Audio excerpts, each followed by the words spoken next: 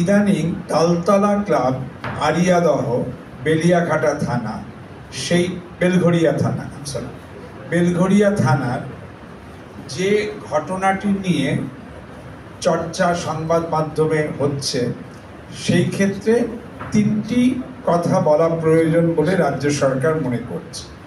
এক, ঘটনাটি মার্চ 2021 সালে, 3 বৎসর আগের। দুই, নিগৃহীত ব্যক্তি বলে যার ছবি ইত্যাদি সম্প্রচারিত হচ্ছে, তিনি পুরুষ। তার সম্পর্কে বহু সংবাদ মাধ্যমে বলা হচ্ছে তিনি মহিলা। পুলিশের টেকনিক্যাল অ্যানালিসিসে বেরিয়েছে সকল নিগ্রহই সমানভাবে নিন্দার্হ হলেও এক্ষেত্রে নিগৃহীত ব্যক্তি পুরুষ। যা বলা হচ্ছে মিসইনফরমেশন বলে যাকে রাজ্য সরকার বর্ণনা করবে, তিনি ফিমেল নন।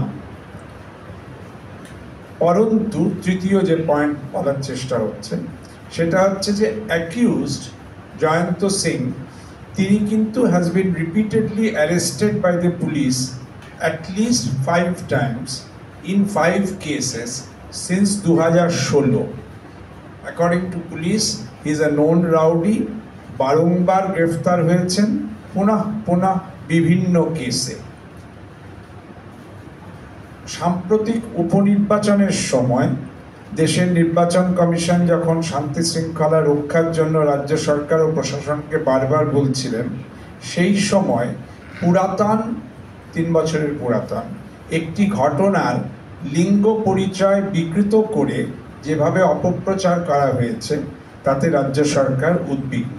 একটি ভূমি ডিসপিউটকে, ল্যান্ড ডিসপিউটকে আননেসেসারিলি পলিটিক্যাল ডিসপিউট বলে বর্ণনা যে করা হচ্ছে, সেটাও রাজ্য সরকার ক্ল্যারিফাই করতে চায়।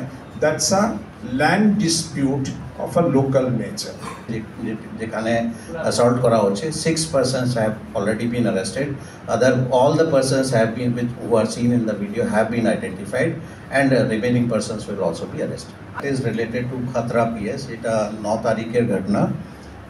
ওখানে ল্যান্ড ডিসপিউট, মানে দুটো প্রতিবেশীর মধ্যে একটা ল্যান্ড ডিসপিউট ছিল। 9 তারিখের এটা ঘটনা, 9 জুলাই সেই দিনেই কেস হয়েছিল। অ্যান্ড সেই দিনেই 3 জন পুলিশ অ্যারেস্ট করেছে, 3 জন অ্যাকিউজ পার্সনসকে। But recently we saw some kind of something posted on the social media. That case is under investigation. At this point we are not in a position to reveal anything, but yes, the police is investigating that also.